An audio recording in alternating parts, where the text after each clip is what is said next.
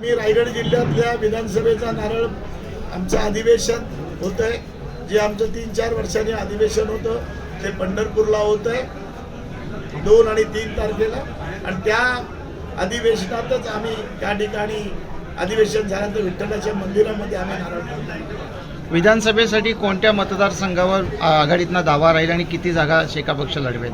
त्याच्यावर आघाडीतल्या मध्ये असा निर्णय घेण्यात आलेला आहे की कुठली याच्यावर चर्चा करायची, डिमांड करायचा नाही आणि उमेदवार पण जाहीर करायचे नाही. उमेदवार आता आघाडीची पहिली बैठक होईल, ती चर्चा चालू आहे. त्याच्यानंतर कोण कोणामध्ये राहणार आहे, कोण कोणामध्ये जाणार आहे, शिवसेनेबरोबर कुठले पक्ष राहतील त्याची चर्चा त्यांची चालू आहे. आणि त्यामुळे त्यानंतरच आपला निर्णय या ठिकाणी होईल.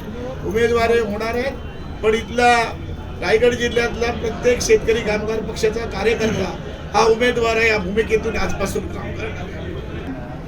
इथे उमेदवार चांगले होते, तुम्ही बघितलं, तुम्ही पण अनेक वेळा इथे प्रचंड सभा घेतल्या.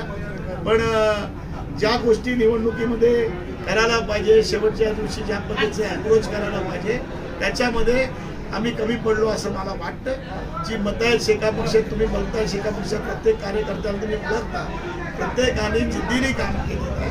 आणि त्यामुळे आता जो झाला पराजय झाला, पण पुढली लोकसभा ही इंडिया आघाडीचीच असेल.